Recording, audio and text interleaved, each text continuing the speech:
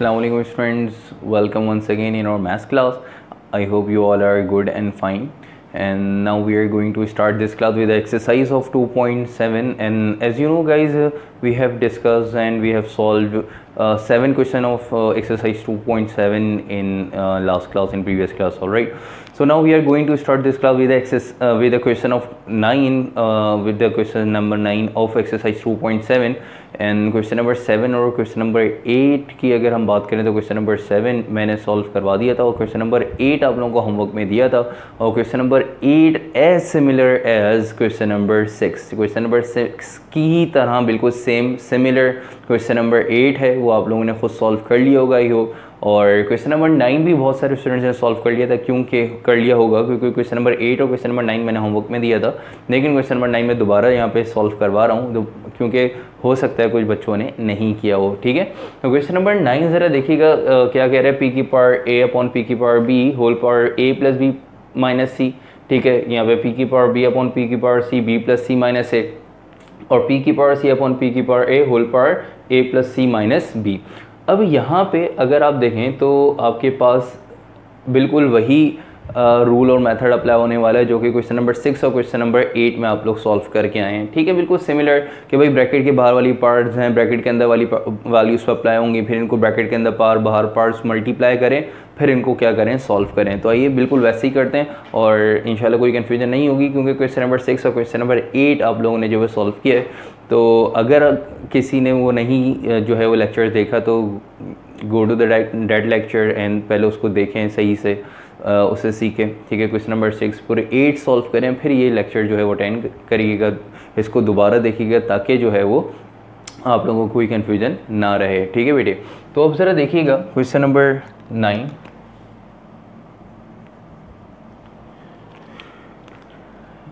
इसमें क्या करें, क्वेश्चन को आपने सबसे पहले रिपीट करना है। ठीक है, फर्स्ट स्टेप में सबसे पहले आपने क्वेश्चन को रिपीट करना है। मैं डायरेक्ट यहाँ पे जो है फर्स्ट स्टेप सॉल्व कर रहा हूँ क्योंकि अब इतनी प्रैक्टिस आप लोगों की हो गई है कि पहले क्या करना है फिर नेक्स्ट स्टेप में क्या करना है। तो ये जो है वैसे भी होमवर्क में था, बहुत सारे बच्चों ने सॉल्व कर लिया होगा, हम डायरेक्ट जो है फर्स्ट स्टेप से सॉल्व कर रहे हैं, लेकिन आपने पहले क्वेश्चन को रिपीट करना होगा फिर सॉल्व करना है। ठीक है, तो फर्स्ट स्टेप देखिएगा, ब्रैकेट के अंदर पावर ए होल पावर आपने अप्लाई कर दी ए प्लस बी माइनस सी, ब्रैकेट के अंदर पावर बी है, ये पावर जो है न्यूमरेटर में अलग अप्लाई की, डिनोमिनेटर में अलग अप्लाई की, ए प्लस बी माइनस सी। ठीक है बेटे, इसी तरह ये ब्रैकेट के बाहर पावर अंदर वाली पावर के साथ मल्टीप्लाई होगी, लेकिन पहले अप्लाई कर दें कि पी की पावर बी के भी ऊपर जो होल पावर है यहाँ पे भी अप्लाई हो जाएगी ये पावर कि बी प्लस सी माइनस ए, और p की पावर c पे भी ये पावर अप्लाई हो जाएगी b प्लस सी माइनस ए। मल्टीप्लाई का साइन बेटा एज इट इज़, और p की होल पावर c है तो इस पे भी होल पावर अप्लाई हो जाएगी a plus C minus B, और p की पावर a पे भी होल पावर अप्लाई हो जाएगी a plus C minus B. ठीक है बेटे, तो ब्रैकेट के बाहर वाली पावर ब्रैकेट के अंदर वाली ब्रैकेट के अंदर न्यूमरेटर डिनोमिनेटर में दोनों जगह जो है वो आपने ये पावर को होल पावर को अप्लाई कर दिया। जब सब पे पावर आपने अप्लाई कर दी, जब सब पे पावर आप देख सकते हैं आपने अप्लाई कर दी, तो अब क्या करेंगे, ये ब्रैकेट के बाहर वाली पावर अंदर वाली पावर से ब्रैकेट के अंदर पावर बाहर पावर्स आपस में मल्टीप्लाई, ये दोनों आपस में क्या हो जाएंगी, मल्टीप्लाई। ठीक है, तो अब देखिएगा इनको मल्टीप्लाई करने जा रहे हैं, तो न्यूमरेटर में आपके पास क्या है, p, ब्रैकेट के अंदर पावर बाहर पावर मल्टीप्लाई करेंगे। देखिए ब्रैकेट के अंदर a है, ये a जो है वो इस a से ही मल्टीप्लाई होगा, a जो है वो b से ही मल्टीप्लाई होगा, a जो है बेटे माइनस सी से ही मल्टीप्लाई होगा। ठीक है, जब a को a से मल्टीप्लाई करेंगे क्या आ जाएगा, a square plus plus plus a को b से मल्टीप्लाई करेंगे ab, फिर a को माइनस सी से मल्टीप्लाई करें प्लस माइनस माइनस a को c से मल्टीप्लाई किया ac। ठीक है, ये आ गया, फिर ये p as it is, bracket के अंदर पावर बाहर पावर मल्टीप्लाई, फिर ये b जो है वो a से भी अप्लाई होगा, a से ही मल्टीप्लाई होगा, b a से ही मल्टीप्लाई होगा, ये फिर b से ही मल्टीप्लाई होगा, फिर ये b माइनस सी से। तो अब यहाँ पे b को जब a से मल्टीप्लाई करेंगे आंसर आएगा ba, लेकिन इनको अरेंज करके लिख देंगे ab। ठीक है, b को a से मल्टीप्लाई किया, ba के बजाय ab अरेंज करके लिख दिया, प्लस प्लस प्लस b को b से मल्टीप्लाई करेंगे क्या आ जाएगा, b square plus minus minus B को सी से मल्टीप्लाई करेंगे, आंसर आ जाएगा बी इंटू सी। ठीक है बेटे, तो बी को सी से मल्टीप्लाई करके लिख दिया। नेक्स्ट स्टेप देखिएगा, फिर यहाँ पे भी यही काम करना है कि ब्रैकेट के अंदर पावर बाहर पावर्स आपस में मल्टीप्लाई हो जाएंगी। तो इस b को b से ही मल्टीप्लाई करेंगे, इस b को c से ही मल्टीप्लाई करेंगे और इस b को माइनस a से मल्टीप्लाई करेंगे। ठीक है बेटे, तो अब b को जब b से मल्टीप्लाई किया तो b square plus plus plus b को जब c से मल्टीप्लाई किया बेटा तो b into C plus minus minus b को जब a से मल्टीप्लाई किया तो a b लिख दिया अरेंज करके। सही है बेटे, यहाँ तो कोई कन्फ्यूजन क्लियर कि ब्रैकेट के अंदर पावर बाहर पार्ट्स को आप क्या कर रहे हैं, मल्टीप्लाई कर रहे हैं। इसी तरह यहाँ पे देखिएगा कि ब्रैकेट के अंदर पावर बाहर पावर मल्टीप्लाई, c को जब b से मल्टीप्लाई करेंगे तो b इंटू सी बेटे अरेंज कर दिया, प्लस प्लस प्लस c को जब c से मल्टीप्लाई करेंगे c square plus minus minus c को a से मल्टीप्लाई करेंगे तो a इंटू सी। ठीक है बेटे, उसके बाद फिर यहाँ पे देखिएगा कि ब्रैकेट के अंदर पावर बाहर पार्ट्स आपस में क्या हो जाएंगी, मल्टीप्लाई। ठीक है, ब्रैकेट के अंदर पावर बाहर पार्ट्स आपस में मल्टीप्लाई होंगी तो कैसे इनको सॉल्व करेंगे, c को a से ही मल्टीप्लाई करेंगे, c को c से भी, c को b से ही मल्टीप्लाई करेंगे और अरेंज करके जो है वो लिखना होता है अल्फ़ाबेटिकल ऑर्डर में, कि पहले जो अल्फ़ाबेट आता है उसको पहले, बाद में जो अल्फ़ाबेट आएगा उसको बाद में। ठीक है, मतलब c को a से मल्टीप्लाई करेंगे तो c a नहीं, क्या लिखेंगे a c, plus plus plus c को c से मल्टीप्लाई करेंगे c square plus minus minus c को b से मल्टीप्लाई करेंगे तो b इंटू सी। इसी तरह a को a से मल्टीप्लाई करें तो बेटे a square plus plus plus a को c से मल्टीप्लाई करेंगे a into C plus minus minus a को b से मल्टीप्लाई करेंगे a इंटू बी। आपने क्या करा, ब्रैकेट के अंदर पावर बाहर पार्ट्स को आपस में, ब्रैकेट के अंदर पावर बाहर पार्ट्स को आपस में सबको मल्टीप्लाई करके लिख दिया। मल्टीप्लाई करके लिखने के बाद फिर क्या करेंगे, वही पुराना स्टेप कि अब जो डिनोमिनेटर वाली जो टर्म्स हैं इनको न्यूमरेटर में शिफ्ट करा देंगे। डिनोमिनेटर में जो टर्म्स हैं इनको न्यूमरेटर में शिफ्ट करा देंगे। अब ज़रा देखिएगा, इनको जब न्यूमरेटर में शिफ्ट कराएंगे तो बेटा इनकी पावर की साइन क्या हो जाती है, चेंज। ये देखें, ये दोनों, ये पॉजिटिव है, ये पॉजिटिव है, दोनों नेगेटिव हो जाएंगे। ये नेगेटिव है तो क्या हो जाएगा, पॉजिटिव।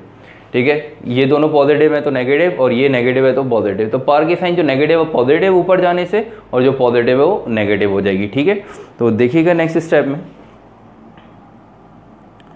कि न्यूमरेटर में जो टर्म है p की power a square plus A b minus A c, इसको तो एज इट इज़ रहने दें। ठीक है, ये जो न्यूमरेटर वाली टर्म है इसको आपने एज इट इज़ रहने दिया, लेकिन जो डिनोमिनेटर वाली टर्म होगी इसको ऊपर न्यूमरेटर में शिफ्ट करा देंगे।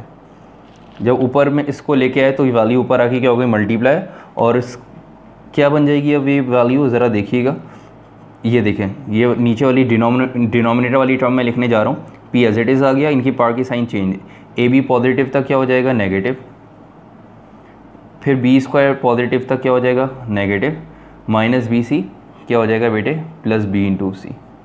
क्या करा, ये मैंने अभी फर्स्ट फ्रैक्शन लिखा है। ठीक है, फर्स्ट टर्म, फिर डिनोमिनेटर वाली टर्म को न्यूमरेटर में शिफ्ट कराया तो पार्ट की साइन चेंज करा के लिख दी, फिर ये वाला मल्टीप्लाई एज इट इज़, ये एज इट इज़, न्यूमरेटर वाली वैल्यू बेटे एज इट इज़ आ जाएगी, B square plus B into C minus A b.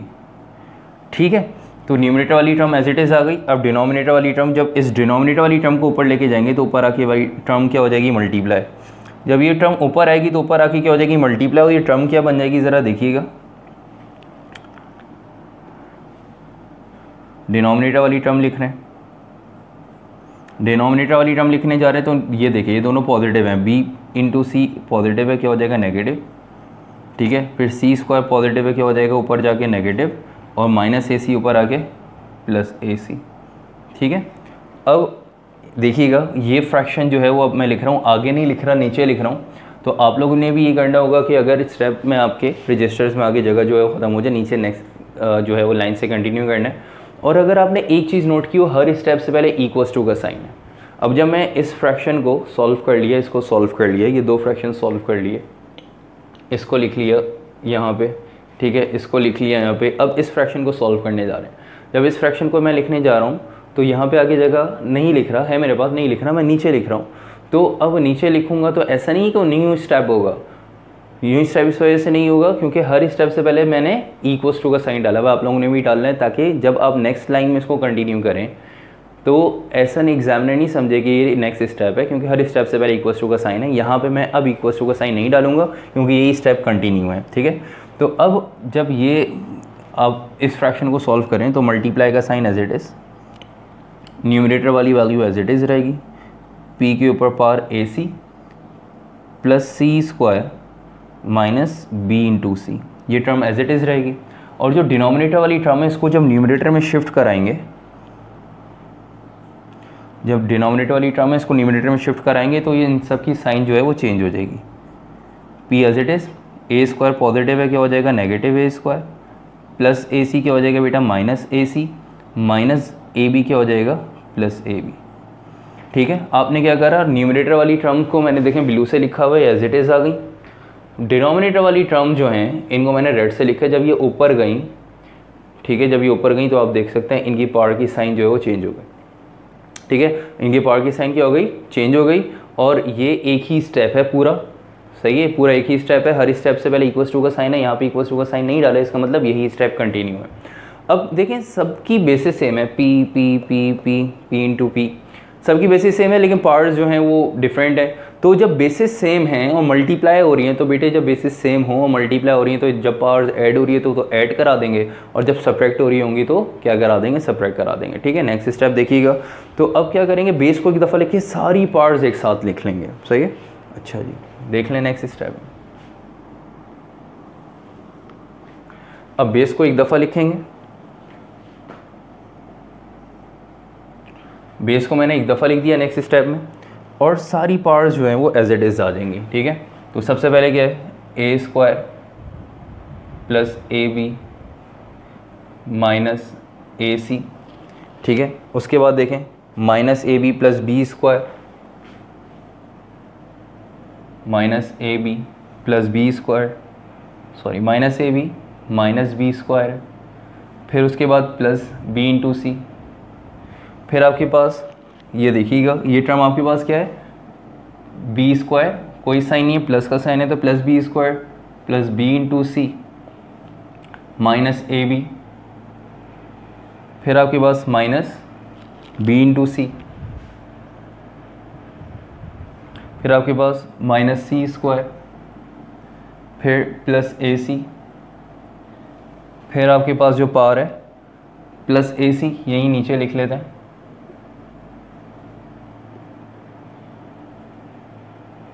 Plus A C plus C square, फिर आप देख सकते हैं माइनस बी इंटू सी, फिर आपके पास ज़रा देखें तो माइनस ए स्क्वायर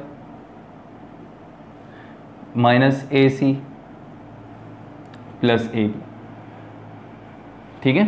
तो आपने क्या करा कि बेस को एक दफ़ा लिखा, बेस को एक दफ़ा लिखा और सारी पार्ट्स जो हैं वो सब बेस से सारी मल्टीप्लाइड फॉर्म में थी, तो सारी पार्ट्स जो ऐड हो रही थी ऐड करा दी, जो सब्ट्रैक्ट हो रही थी सब्ट्रैक्ट करा दी। अब ये मैंने डिफरेंट कलर से इस वजह से लिखा है आपको ताकि पता हो कौन सी पार्ट्स हैं।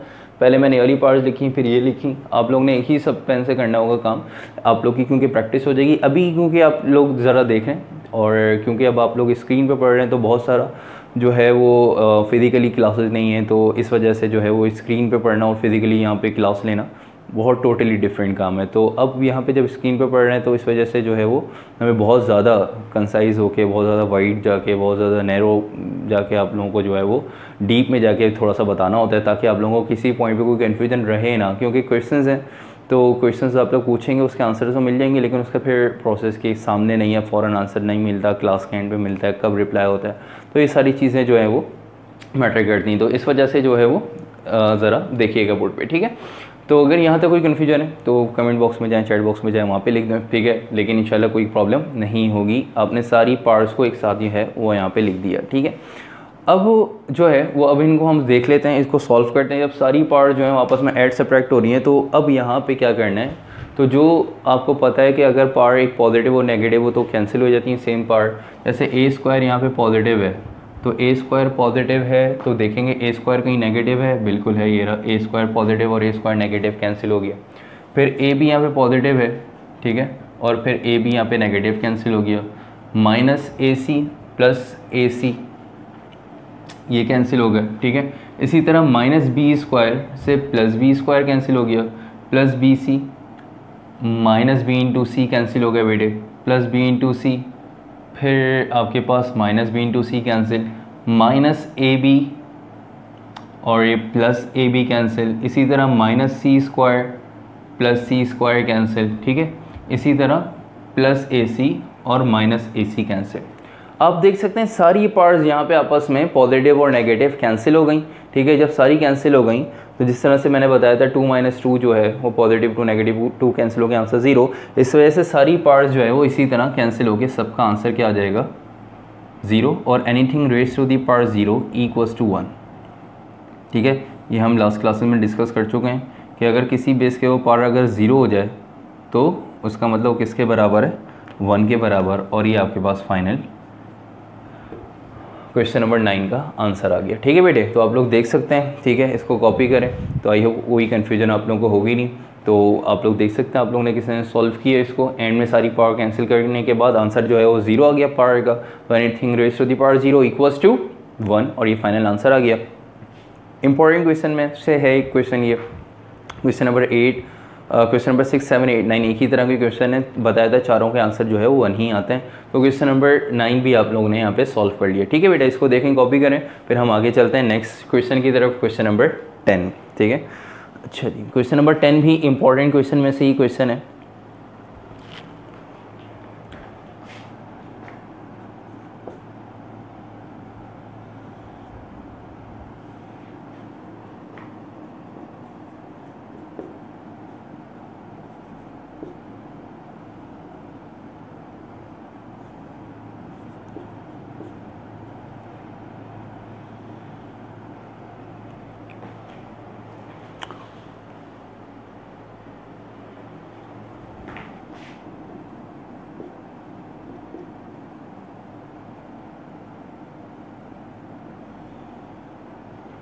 अच्छा बेटा, तो क्वेश्चन नंबर 10 पे आते हैं। तो क्वेश्चन नंबर 10 देखिएगा, कह रहे हैं कि 125 का whole square into 8 divide by 64 का स्क्वायर और होल पावर क्या है 1/3, ठीक है। तो अब सबसे पहले क्या काम करना है इसके अंदर, आपके पास यहाँ पे जो राउंड ब्रैकेट लगे हुए थे, मैंने यहाँ पे क्योंकि एक साथ दो एक तरह के ब्रैकेट, राउंड के साथ राउंड ब्रैकेट यूज़ नहीं होता, ठीक है। तो राउंड ब्रैकेट के साथ स्क्वायर ब्रैकेट जो है वो लगा दिया ताकि डिफ्रेंशिएट जो है वो हो जाए कि ये होल जो है ब्रैकेट के ऊपर होल पावर है और ये राउंड ब्रैकेट के ऊपर स्क्वायर ब्रैकेट से इसको अलग डिफरेंशिएट कर दिया। राउंड ब्रैकेट के साथ अगर आपको कोई होल ब्रैकेट यूज़ करना है तो स्क्वायर ब्रैकेट यूज़ कर सकते हैं, इसका भी होल ब्रैकेट यूज़ करना है तो कर्ली ब्रैकेट यूज़ कर सकते हैं, ठीक है। तो अब जो है इसको हम सॉल्व करने जा रहे हैं। सबसे पहले सॉल्यूशन की हिंट डालने के बाद क्वेश्चन को आपने क्या करना है, रिपीट करना है। क्वेश्चन को रिपीट करेंगे और देख लिएगा ये क्वेश्चन कैसे होगा सॉल्व। ये बिल्कुल वैसे ही सॉल्व होगा जैसे क्वेश्चन नंबर 5 आप लोगों ने, जैसे क्वेश्चन नंबर 5 सॉल्व किया था, बिल्कुल सिमिलर ऐसे ही ये क्वेश्चन भी सॉल्व होगा। लेकिन ये क्वेश्चन ज़्यादा आसान है, ठीक है। अगर अभी लग नहीं रहा तो कोई परेशान होने की ज़रूरत नहीं है, ये क्वेश्चन ज़्यादा आसान है और इजी क्वेश्चन है, ठीक है। तो इंशाल्लाह कोई प्रॉब्लम नहीं होगी, आप लोग सॉल्व कर लेंगे। तो सबसे पहले जो है वो क्या करना है कि होल पावर, ब्रैकेट के बाहर जो पावर है ब्रैकेट के अंदर वाली वैल्यूज़ पे सब पे बारी बारी अप्लाई करनी है, ठीक है। क्या है,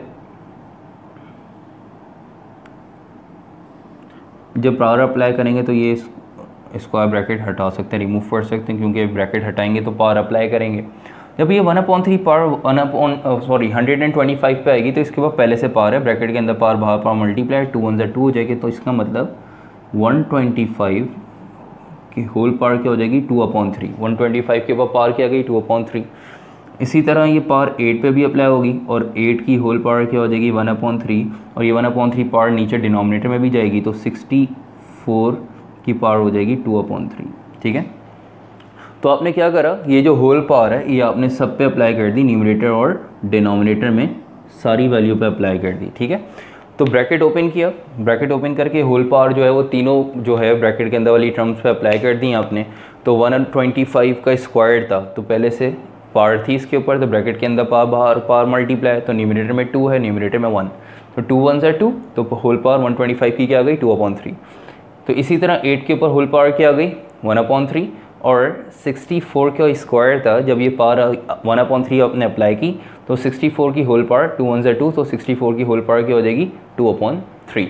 ठीक है, तो ये जो है वो आपके पास ये स्टेप आ गया। इसमें सिर्फ और सिर्फ आपने एक काम किया है, होल पावर सब पे अप्लाई कर दी। इंशाल्लाह यहाँ तक आप लोगों को कोई प्रॉब्लम नहीं होगी।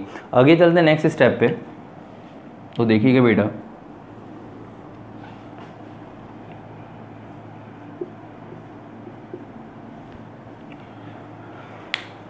नेक्स्ट स्टेप में अब जो है देखा कि भाई यहाँ पे पावर है 2/3, यहाँ पे 1/3, यहाँ पे 2/3। ठीक है, मैंने आपको एक चीज़ बताई थी कि आप लोग स्क्वायर्स और क्यूब्स जो हैं वो याद करने लाजमी।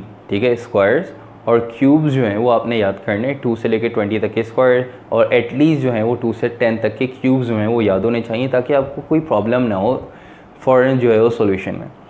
अब ये 2/3 पावर है, तो मैंने देखा कि भाई 2/3 ये जो पावर फ्रैक्शन में इसके डिनोमिनेटर में 3 है, यहाँ पे भी 3 है, यहाँ पे भी 3 है। इसका मतलब 125 किसी का क्यूब होना चाहिए। नहीं होगा तो एलसीएम लेके जो भी फैक्टर्स बनेंगे लिख देंगे। 8 के ऊपर 1/3 यहाँ पे 3 देखा, तो इसका मतलब 8 भी किसी का क्यूब होना चाहिए। ठीक है, नहीं होगा तो फैक्टर्स लेके लिख देंगे, लेकिन पता है 8 भी क्यूब है। 64 के ऊपर पावर है 2/3, इसका मतलब 64 भी किसी का क्यूब होना चाहिए, क्योंकि होल पावर क्या है 2/3, नीचे डिनोमिनेटर में पावर क्या है 3। 64 भी क्या होना चाहिए, किसी का क्यूब होना चाहिए। 64 अगर किसी का क्यूब नहीं है तो क्या करेंगे, फैक्टर्स बना के एलसीएम लेके फैक्टर्स जो भी आएंगे लिख देंगे। ठीक है, लेकिन आपको पता है 125 क्यूब है, किसका क्यूब है 5 का। 8 जो है वो किसका क्यूब है 2 का। 64 जो है वो किसका क्यूब है 4 का। तो जब सबके क्यूब्स पता है तो सॉल्यूशन आसान हो गया आप लोगों का। ठीक है, अब ज़रा देखिएगा,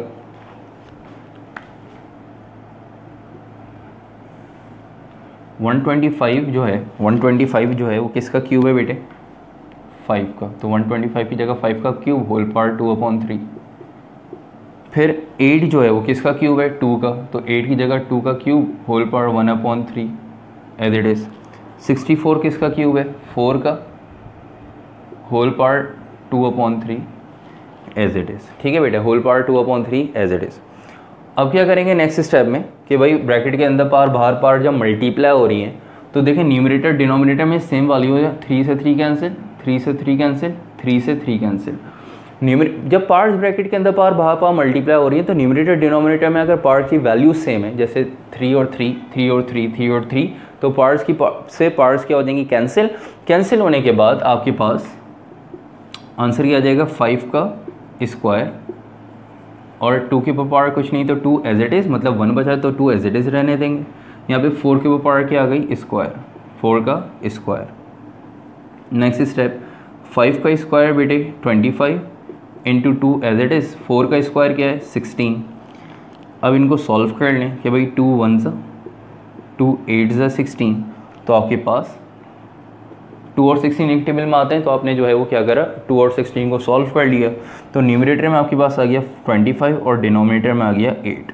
ठीक है, ये आपके पास जो है वो आंसर आ गया। लेकिन यहाँ पे आंसर इसको लिख सकते हैं, इसको आंसर लिख सकते हैं, लेकिन अगर एक स्टेप और सॉल्व करें तो बहुत ज़्यादा अच्छी बात है, क्योंकि आपको जो है वो सॉल्व मैक्सिमम आना चाहिए। अब इसको पॉइंट में नहीं लिखते, 25/8 डिवाइड करके कैलकुलेटर से पॉइंट में लिख दें, नहीं, पॉइंट में नहीं लिखेंगे, इसको होल नंबर में आंसर में लिखेंगे। होल नंबर में आंसर कैसे लिखते हैं ज़रा देखिएगा। इसको आपने जो है वो 25 जो है और 8 को डिवाइड किया, लेकिन 25 डिवाइड हो रहा है किससे 8 से, तो 25 डिवाइड हो रहा है 8 से, 25 को अंदर रखा, 8 से डिवाइड हो रहा है 8 को बाहर रखा, सिंपल एलसीएम लिया। 8 को कितने टाइम्स मल्टीप्लाई करें कि आपके पास वैल्यू 25 और 25 से छोटी वैल्यू है।